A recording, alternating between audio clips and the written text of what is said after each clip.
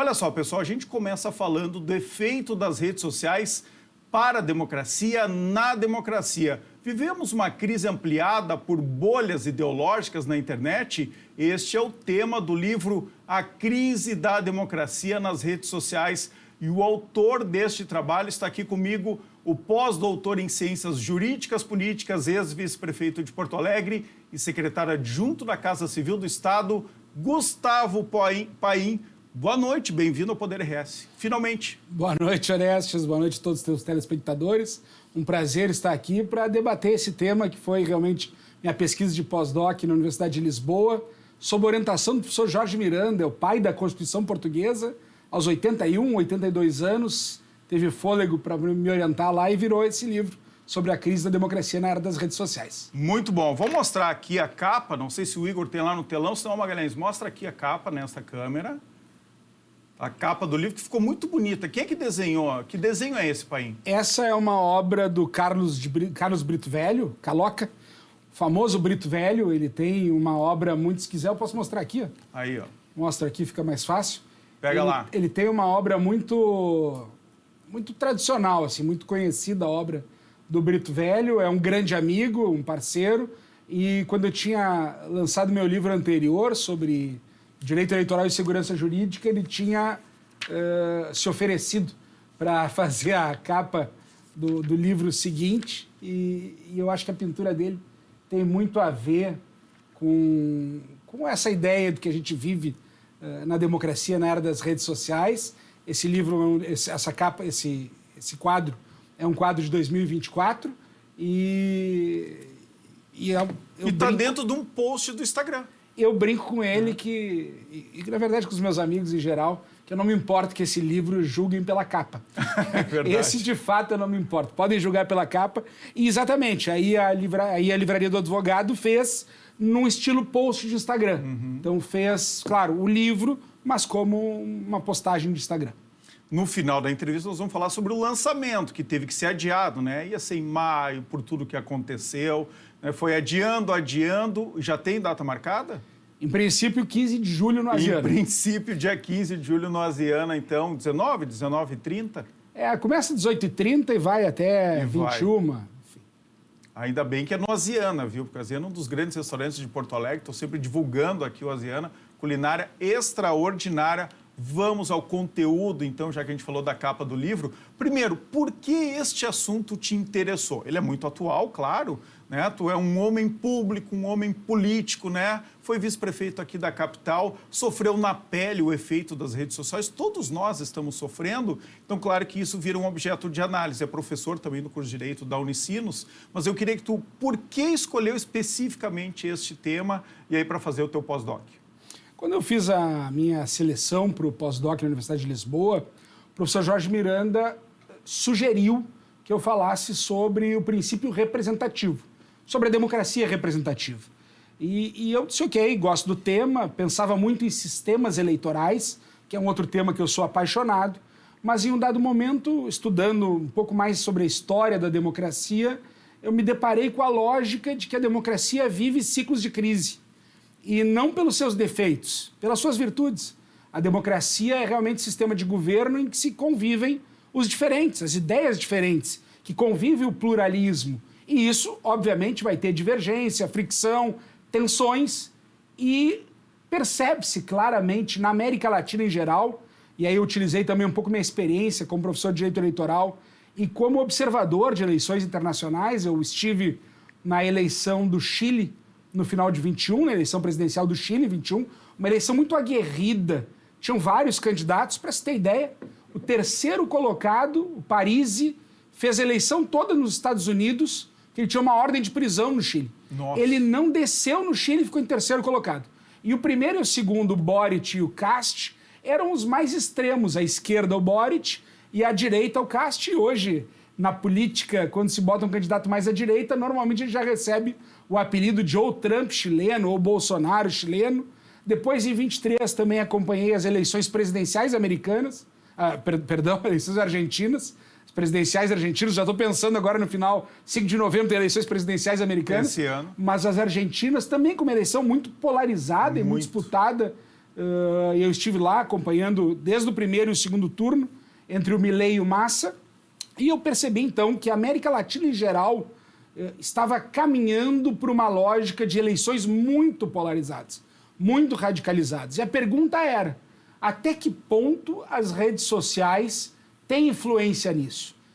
Uma resposta meio que parece simples. Todo mundo diz, sim, as redes sociais têm um papel nisso. Mas por que tem um papel nisso? Onde é que tá essa resposta? Então, as minhas perguntas eram, a gente pode falar em crise da democracia, ou a democracia é um sistema de crise? E mesmo que seja um sistema de crise, se neste momento de uma crise de redes sociais tem algum componente diferente. As redes sociais trazem algum componente diferente que aumenta um pouco mais essa tensão, essa polarização, esses radicalismos. E eu acredito que no final das contas, e é importante ler o livro, acho que eu cheguei na resposta que eu procurava cientificamente, não no achismo, não no discurso mainstream, que as redes sociais elas tiveram duas grandes ondas.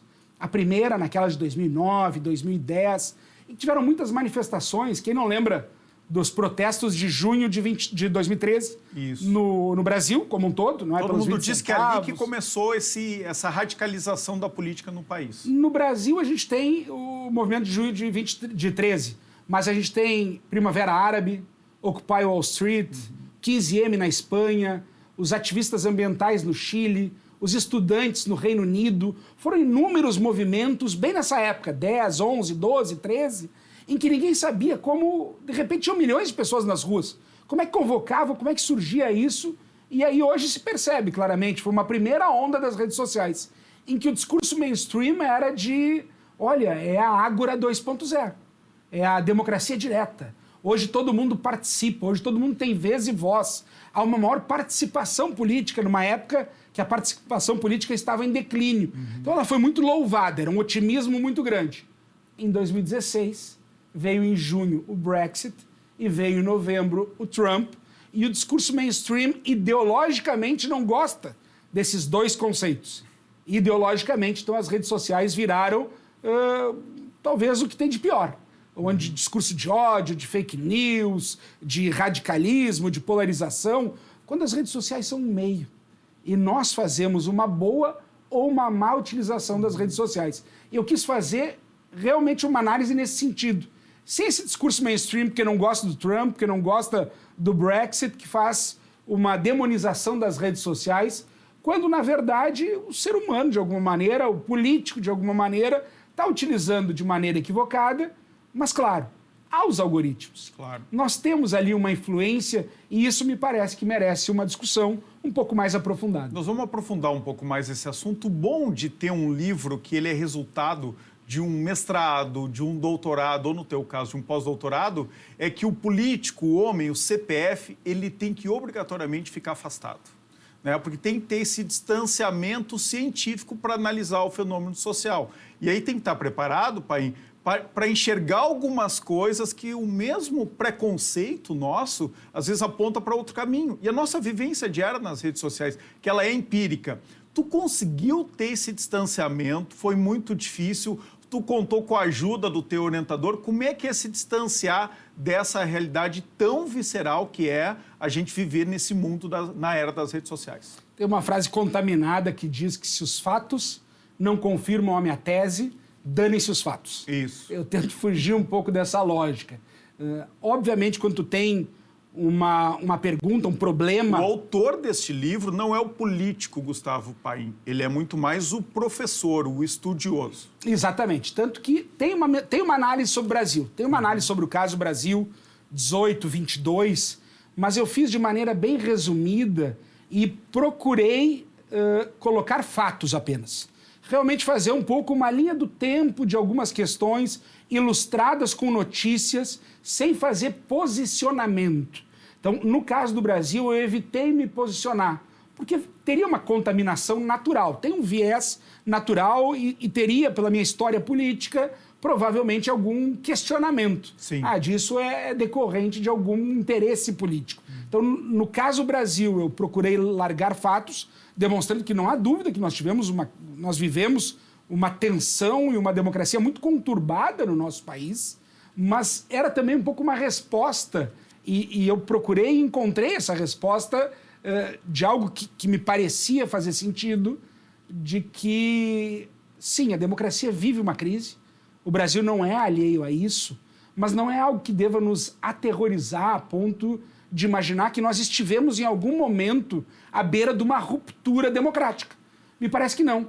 E aí eu consegui encontrar, inclusive, no Wolfgang Merkel, um autor alemão, uma lógica sobre crises agudas e crises latentes. E ele diz, olha, a democracia vive em crise no mundo inteiro, mas não é uma crise aguda a ponto de estar por ser ou de ter uma ruptura, e sim uma crise latente que faz um pouco parte da sua história e que nós temos que saber conviver com ela. Foi assim no Brasil, foi assim na Argentina, foi assim no Chile, foi assim no Peru, foi assim na Colômbia, tem sido assim nos Estados Unidos, na França, na Itália, em tantos lugares, na Grã-Bretanha. Então, a verdade é que a gente vive isso durante várias páginas aqui no livro, que eu li no final de semana. Essas crises da democracia, elas fazem parte do regime. E elas são diferentes, claro, e para nós sempre o mais urgente é o mais recente, é o que a gente está vivendo agora. Mas sempre teve isso. Eu separei aqui uma frase, inclusive, do Churchill, né, que eu gosto muito, coleciono frases do Churchill, e tu cita o seguinte, ó, em crise ou não, já ensinava o Winston Churchill lá em 1947, que por maiores que sejam as dificuldades enfrentadas pelas instituições democráticas, isso não significa que outras instituições funcionariam melhor, sendo a democracia, e aí entre aspas mesmo, né, a pior forma de governo, à exceção de todas as outras experimentadas de tempos em tempos. Então, o que quer dizer isso? A democracia ela tem uma história interessante, né? Ela vai surgir... A democracia não é algo que é inventado, uma roda que é inventada. Então, ela poderia ter existido ao longo da história, em várias épocas mais remotas. Mas é atribuído a Clístenes, em 507 a.C., o surgimento da democracia grega, da democracia clássica grega, da democracia direta grega. Ali em 507 a.C., Clístenes assume, então, e tem uma série de leis que permitem algumas participações políticas. Ali surge a lei do ostracismo, por exemplo, que vem das ostracas, que era uma votação que se dava por meio de pedaços de porcelana, que eram chamados de ostracas, e aí essa votação vira o chamado ostracismo. Mas ela surge em 507 a.C. e termina em 322 a.C., quando os macedônios tomam Atenas. Então, a história da democracia, que todos nós falamos, democracia grega, democracia direta, esse era o ideal, tem 200 anos. E 200 anos em que não participavam 10% das pessoas. Porque eram só homens, mulheres não participavam, homens livres, escravos não participavam, e nacionais, os metecos, os estrangeiros não participavam. Então, os estudos que se tem é de que no máximo 10% das pessoas que viviam em Atenas tinham vez e voz em alguns pontos, porque tinha também eleição. E ela teve uma vida muito curta, cerca de 200 anos, e teve como seu grande algoz Platão. Platão dizia que, e Aristóteles também, mas que a democracia era uma das formas corrompidas de governo. Por que isso? O que eles defendiam? Por várias... Aristocracia e monarquia. Os dois eram aristocratas e defensores de monarquia. Sistemas que a gente olha hoje, poxa, ficaram lá no passado. Eram as duas formas defendidas por eles. A aristocracia naquela ideia do governo dos melhores. E ali tinham algumas questões. Em benefício deles próprios. Ambos eram aristocratas. Isso. Ambos tinham uma origem aristocrática. Platão tem um agravante, que o mentor dele, Sócrates, foi condenado à morte democraticamente. E eles tinham uma lógica que me parece fazer sentido. Quando se tinha a questão na praça de discursos, era muito aberto à demagogia. Então, a gente tinha muito, realmente, discursos demagógicos, que hoje talvez a gente pudesse puxar para algum conceito de populismo, muita demagogia que influenciava a grande massa. Então, ele dizia que era o governo dos muitos não corretos, ou não no caminho correto, mas o governo dos muitos corrompidos. Então, eles dividiam entre o governo de um, correto, monarquia, corrompido, a tirania, o governo de alguns, bons, os melhores, a aristocracia, que olhavam só para o seu umbigo, para um corpo, a oligarquia, e o governo dos muitos virtuosos, que poderia ser chamado de politeia ou timocracia, o governo dos honrados, e a democracia era das piores formas de governo. Então Olha a democracia nasce e os principais autores que vêm até os dias de hoje, como as nossas referências sobre a filosofia e sobre a história grega, eram críticos contumazes da democracia. Ela desaparece. E ela vai voltar mesmo assim nas revoluções liberais. Por isso a nossa democracia hoje é conhecida e reconhecida como democracia liberal. É muito fruto da Revolução Americana, da Constituição Americana de 1787, da Revolução Francesa de 1789, e bem neste período, quando ainda não era chamada democracia, eram governos representativos, com o surgimento e a ideia do fortalecimento do parlamento como um controle ao poder absolutista do rei, aí vem Rousseau. E Rousseau, à época, diz, olha, isso é qualquer coisa menos democracia. E o pior, o inglês, quando decide escolher representantes, ele só é livre naquele momento. Naquele momento ele é livre e abre mão da sua liberdade e vira escravo quando passa a sua soberania para terceiros decidirem por ele. Então, a história da democracia é uma história de críticas. E aí nós temos hoje, podemos dizer, que especialmente com o fim de nazismo, de fascismo, quer dizer, a gente está falando ali em meado do século XX, a gente tem uma hegemonia da democracia. Mas uma hegemonia da democracia, Orestes, que não podemos esquecer. Tem uma pesquisa do VDEM, da Universidade de Gothenburg. O relatório de 21, o título era Autocracia se torna viral. Era o vírus da autocracia. Mais de 68% das pessoas viviam em alguma ditadura. E isso mudou. O de 2023 já são 72% das pessoas no mundo vivem em alguma ditadura. Nós que vivemos em uma democracia somos menos de um terço. Então, a gente precisa compreender, por mais que a gente tenha hoje uma hegemonia da democracia, dificilmente alguém defende de maneira séria que existe algum outro sistema de governo melhor ou menos pior que a democracia, mas a imensa maioria das pessoas no mundo não vivem numa democracia. E quem vive numa democracia, em geral, não está satisfeito com o seu governo. Tem também um estudo da Universidade de Cambridge, do Centro para o Futuro da Democracia, em que diz que cerca de 60% das pessoas que vivem em democracia não estão satisfeitos com a democracia.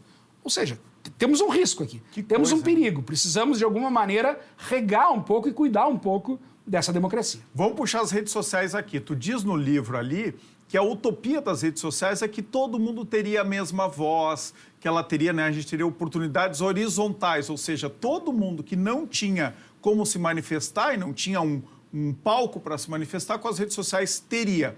Ao longo do tempo, e muito rapidamente, o que aconteceu? Uma verticalização. E aí algumas vozes ficam mais altas do que as outras. Os famosos influencers. Fala um pouco sobre isso, pai.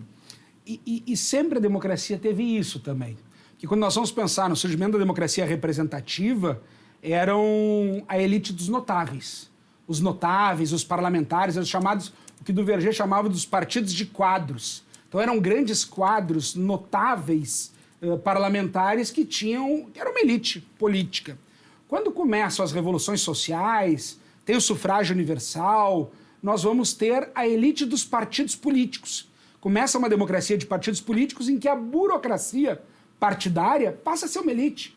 Eles não eram o proletariado, eles eram uma elite partidária que comandava uma força política. Depois, quando a gente vai para os meios de comunicação de massa, rádio, televisão, a gente vê uma elite midiática. Não podemos esquecer que a gente teve a eleição do Ronald Reagan, presidente americano, e inúmeros exemplos, era um ator americano, inúmeros exemplos que a gente tem da influência da televisão, em que o eleitor passivamente recebia na televisão, no rádio, a informação que lhe era transmitido verticalmente.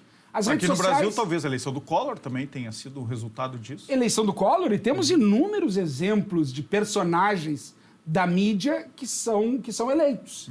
Então, há influência, obviamente, da mídia. E ali, por volta de 2010, começam a surgir as redes sociais, surge num primeiro momento uma ideia de igualdade, de maior participação, e logo se percebe que existe uma elite também, que é a elite dos influenciadores. Hoje a gente até pode dizer que nós somos menos passivos, cada um com o seu telefone, de alguma maneira, consegue botar a sua opinião. Mas um tweet do Neymar talvez tenha mais audiência que o Fantástico hoje. Claro. Então, aí se percebe que nós temos pessoas que, quando manifestam a sua opinião, têm uma audiência, conseguem reverberar muito mais do que tantos outros. Hoje a produção de conteúdo ela é democrática. Todo mundo com um telefone na mão pode sim produzir conteúdo. Antes não tínhamos isso. Eram os meios de comunicação, televisão, rádio, enfim. Agora não, está democratizado. Mas a audiência ainda é elitizada? Exato, ela não tem dúvida que aumenta a participação. A gente tem hoje a possibilidade de nos posicionarmos sobre as questões do dia a dia. Avançamos.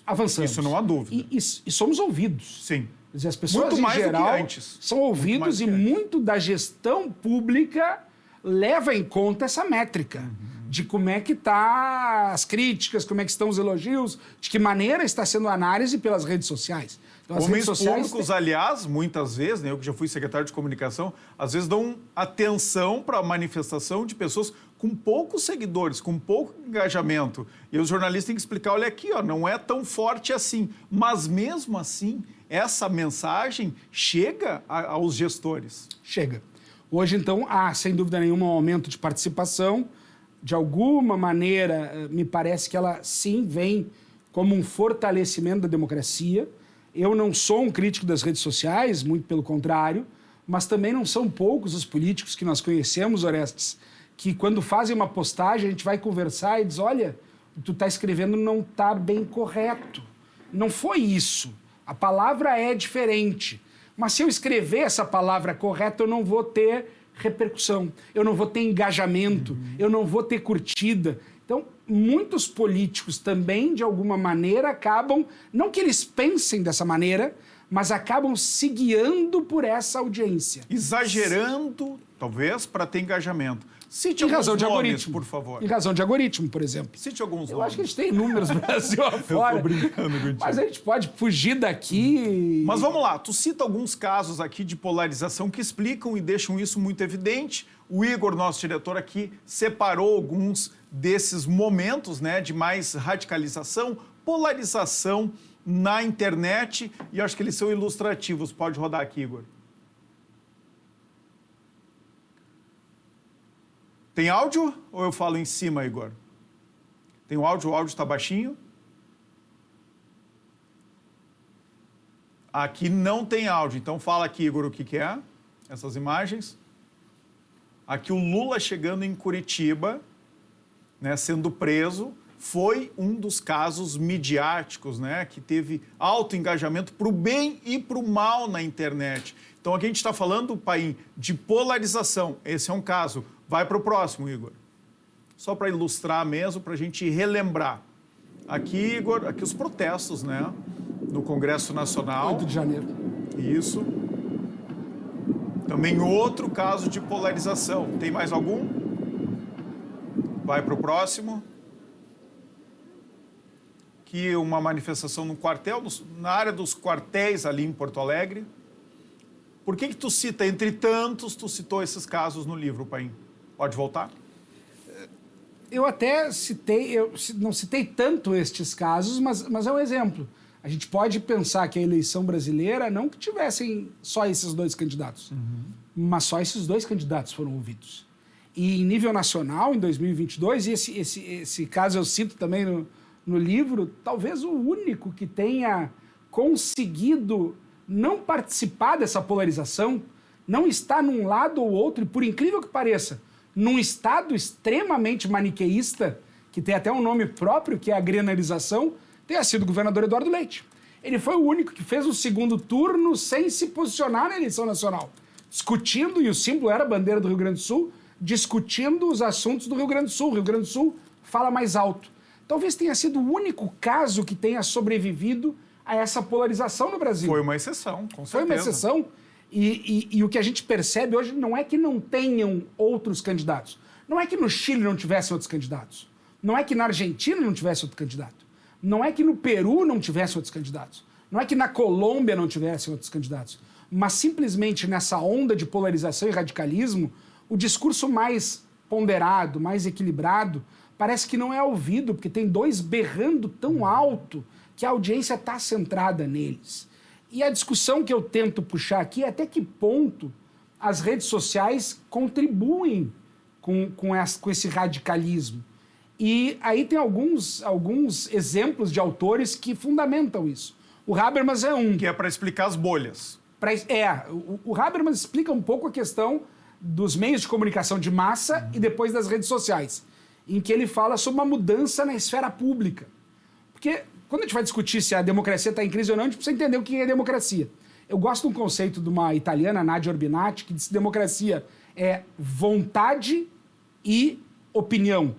E aí ela entra na diarquia desses dois elementos. A vontade é a eleição, é tu expressar a tua vontade. Tem alguns que resumem a eleição, a democracia, a ter eleições livres, periódicas e sem vícios. Me parece pouco. Então, além disso, precisam algo mais. Além da vontade, precisam algo mais. E a opinião, para ela, é um elemento essencial, no sentido de que a nossa vontade é expressada a partir da formação e da informação que a gente tem num ambiente público de circulação do mercado de ideias. Então, ali a gente consegue participar, ter opinião, ouvir a informação, formar a nossa opinião e assim se constrói uma democracia. O Habermas diz que com a televisão e com o rádio a gente teve uma certa modificação na esfera pública e que as redes sociais, inclusive, não seriam esfera pública.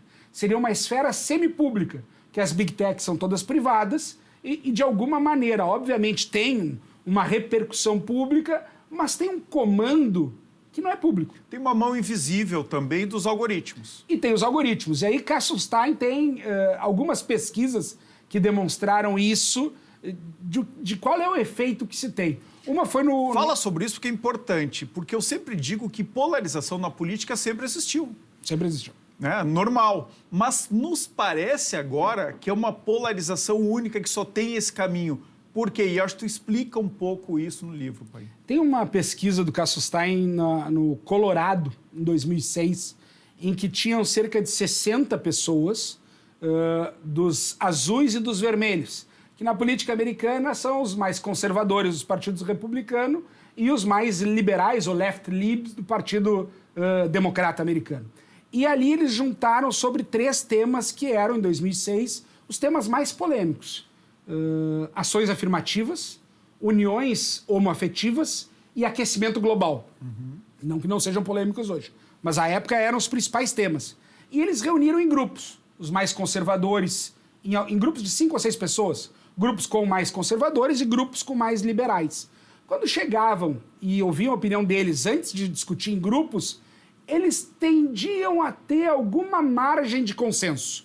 Não, eu realmente sou contra essa história de aquecimento global, mas de alguma maneira, sem dúvida nenhuma, a gente tem percebido algumas mudanças ambientais. Eu sou a favor das uniões homoafetivas, mas eu compreendo a questão. Enfim, ambos os grupos tinham, de alguma maneira, uma tendência a procurar consenso ou formas de aproximar do discurso do outro. Em 15 minutos de reunião entre eles de um mesmo grupo, ficaram absolutamente fechados, radicalizados. E aí Kassenstein explica um pouco naquela lógica. Quando a gente tem um sentimento de grupo, aquele efeito manada, o efeito cascata, o câmara de eco, casulos da informação, tu tá num grupo em que a tua opinião, as pessoas concordam. Isso te deixa mais confiante na tua opinião. Então tu fica mais radicalizado na tua opinião. De alguma maneira... Mais convicto da tua opinião. Mais convicto. Se tu participa de um grupo, tu quer ser bem aceito no grupo. Se o grupo todo pensa de uma maneira, tu fica com receio de contrariar. É o que a Elisabeth Noel Neumann chama de espiral do silêncio. Não é que tu concorde. E aí o Kassenstein cita um caso da CIA e um caso da NASA. Queda de uma nave espacial e a busca por armas de ataque em massa no Iraque, em que ele mostra 2 grandes exemplos que o espiral do silêncio e o medo de contrariar a instituição e o grupo geraram grandes tragédias. Então, ali, obviamente, tu fica com isso, um receio de contrariar o grupo, tu quer sentir parte, pertencido, bem acolhido, tu tem um viés de opinião, todo mundo fala a mesma coisa, pensa igual, isso te reforça, tu fica mais convicto e tu começa a não ter abertura para o outro. Tu começa a não ter aquilo que é importante na democracia, que é o espaço público de formação da opinião, convivendo entre os diferentes. Tu convive com o teu grupo e tu acha que apenas aquilo, tão somente aquilo, é o verdadeiro e qualquer coisa que venha de pensamento diferente não é como os meus amigos, não é como eu penso, não é como o grupo, não é como tudo que eu ouço, né, do algoritmo, e o algoritmo me manda exatamente aquilo. Não é o que eu estou lendo, não é o que eu estou vendo, isso está errado. Isso é falso, isso é mentiroso. Então, de alguma maneira, essa psicologia de grupo, esse casulo de informação, essas câmaras de eco fazem com que nós não tenhamos abertura para o outro. Não tenhamos a alteridade de compreender e dialogar com o outro. Vai perdendo nós ficamos isso ao longo do ensimesmados. E isso vai nos tornando mais convictos e, com isso, mais extremados. A política americana é um grande exemplo disso, que o Partido Democrata, que está longe de ser um partido comunista ou de esquerda, ele é visto assim aqui no Brasil, né? Porque quem é de direita, não os comunistas do Partido Democrata dos Estados Unidos, longe disso, e nunca foi assim. Lá não é visto assim, né? São dois partidos de centro e um, claro, mais à direita. Agora, o Partido Democrata, como é que ele ficaria aí no nosso espectro ideológico, pai? Lá a gente tem Partido muito centro-esquerda? Lá a gente tem, eu diria de centro. Nos Estados Unidos é difícil crescer. É sem esquerda, né? Tu tem um que outro exemplos de mais à esquerda. Vamos ser cancelados, eu e tu, que hoje não pela são direita, escolhidos pelo Partido Democrata para concorrer. Pois é. Então, Bernie Sanders, por exemplo, vai lá, ele quer concorrer, ele é talvez um cara um pouco mais à esquerda, mas não é escolhido para isso. De alguma maneira, a gente tem nos vermelhos republicanos um perfil mais conservador. Nos azuis democratas, um perfil mais liberal. E aí, no aspecto comportamental. No aspecto comportamental. Que não tem muito a ver com a economia. Não, a economia deles, eles têm grandes consensos. Os dois são liberais. Eles têm grandes consensos na economia. Pai, passou rápido demais, eu falaria aqui contigo durante horas sobre esse tema que nós dois gostamos muito e acho que a nossa audiência está gostando também, mas eu preciso encaminhar o final. Vamos combinar que tu vai voltar aqui, depois do lançamento, talvez, do livro, para a gente conversar mais um pouco sobre esse assunto, que ele realmente é apaixonante. Eu quero que tu encerre aqui com um minuto final, 2 minutos finais, falando sobre este capítulo do livro, que eu gostei muito, sem dar muito spoiler, mas encaminhando alguma coisa, que é o seguinte: possíveis caminhos para a atenuação da crise da democracia representativa. Isso é o ovo de Colombo. Essa talvez seja a questão, né? Quando a gente faz quando a gente tem um problema de pesquisa, se pode falar em crise da democracia, ou a democracia é um sistema das crises, mas ok, se a gente pode falar na crise da democracia na era das redes sociais, a gente consegue fazer o diagnóstico. Tá, o problema, ele existe. Está aqui, o problema acho que fica meio claramente desenhado, mas é a solução. Como é que tu soluciona isso? Eu poderia dizer que a resposta está no livro, e vocês vão ter que comprar e ler o livro sobre a crise da democracia na era das redes sociais, e isso pode ser uma fake news. Sim. Porque talvez não esteja no livro. Porque, de fato, essa talvez seja a pergunta mais difícil que a gente tem. E não é o problema do pesquisador. O pesquisador tem que fazer esse diagnóstico, colocar tudo em cima da mesa. E aí talvez cada um encontre um caminho. Tu sugere um caminho aqui? Eu sugiro um caminho. Dá um breve spoiler, então. Eu gosto muito do estudo dos sistemas eleitorais que, de alguma maneira, te permitem aproximar eleitor e eleito, representante e representado, e com isso dá um sentimento um pouco mais de pertencimento. Não que representação seja me representa. Ah, fulano não me representa. O conceito de representação não é pessoal, ele é coletivo. Tanto que a gente é we the people. A Constituição americana fala isso. We the people, nós o povo. Não é me the people. Não é me representar. É a união, ou a soberania popular, ou a soberania da nação ser representada. Mas os sistemas eleitorais, de alguma maneira, ajudam a atenuar algumas dificuldades que nós temos num sistema como o brasileiro e tantos outros. Perfeito. Pai, obrigado pela tua presença aqui no Poder RS. Passou voando mesmo o nosso tempo. O livro que vai ser lançado quando? Dia 15 de julho, no Asiana. Todo mundo convidado? Toda a audiência pode ir lá? 18h30, 19 horas, vai até umas 20 horas. É free ou cada um paga a sua conta? Cada um paga o seu livro, Cada um paga o seu livro, mas coquetelzinho liberado, então, é isso? Olha, vamos ver o que vai ter, né? Como é que é? A gente tem Eu vou te ajudar aqui, ó. Mostra a capa do livro aqui, para ficar fechado no Paim. E o Magalhães vai me alcançar aqui um presente, viu, Magalhães? Fecha ali primeiro. Aí fecha na capa do livro A Crise da Democracia na Era das Redes Sociais. E eu vou entregar aqui, ó, vou passar para ti, Paim, um presente, um vinho. Ó, cuidado. Opa! Foi. Presente aí da Vinhos do Mundo, Olha da isso. Casa Silva. Nós fizemos uma aposta democrática. Foi no ano passado? Foi em Já faz mais- 2022. 2022, a gente não vai contar com a aposta. Ah, eu posso mas contar sem foi problema uma nenhum. aposta. Pode contar? Sim, eu falava que o segundo turno o Eduardo Leite ganharia do Onix por mais de 10%. Isso. De diferença. Nós concordávamos, encontramos um consenso que o Eduardo Leite ganharia, né, a campanha para governador, a eleição para governador. E tu disse que seria acima mais de 10% de vantagem, E eu por disse abaixo. que não seria tanto. Perdi 2 vinhos, um tá pago aqui. Um eu tô recebendo. Que é da Casa Silva. Pode abrir ele, abre aqui Opa. para mostrar para nossa audiência. E o outro, sabe que eu gosto muito de vinho brasileiro, então o outro eu vou te dar lá no lançamento do livro. Vou comprar, já comprei um exemplar, vou comprar outro. Aqui Aí, nós vamos ó. com um belo chileno. Isso. E aí eu Estive vou lá, te estive dar lá na um Casa vinho brasileiro para pagar essa aposta finalmente, tá bom, pai? Maravilha, ótimo. Obrigado pela tua presença no Poder RS. Muito obrigado, agradeço.